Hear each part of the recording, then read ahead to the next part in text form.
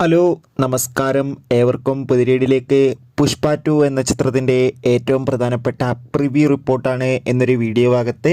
വീഡിയോയിൽ മുൻപ് video like ചെയ്യുക, ചാനൽ സബ്സ്ക്രൈബ് ചെയ്യുക.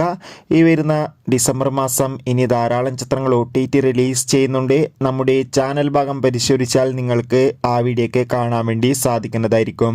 അല്ലു അർജുൻ, രേഷ്മിക, ഫഹദ് എന്നൊക്കെ പ്രധാന കഥാപാത്രങ്ങളായെത്തി നാളെ ഡിസംബർ 5-ാം തീയതി റിലീസ് ചെയ്യാൻ പോകുന്ന ചിത്രമാണ് പുഷ്പ 2. എന്നാൽ ചിത്രത്തിൻ്റെ ആദ്യ പ്രീമിയർ ഷോ ഇന്ന് രാത്രി 8 മണിയോടെ വിവിധ തിയേറ്ററുകളിലും നടക്കുന്നുണ്ട്.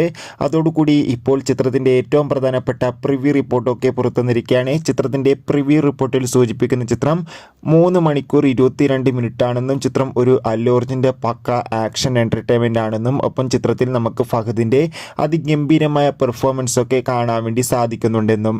എന്തായാലും പുഷ്പ 2 എന്ന ചിത്രത്തിൻ്റെ കൂടുതൽ അപ്ഡേഷൻ അറിയാൻ വേണ്ടി കാത്തിരിക്കാം. എത്ര പേരാണ് ചിത്രത്തിൻ്റെ റിലീസിനായി കാത്തിരിക്കുന്നത്? തീർച്ചയായും കമൻറ്റ് ബോക്സിൽ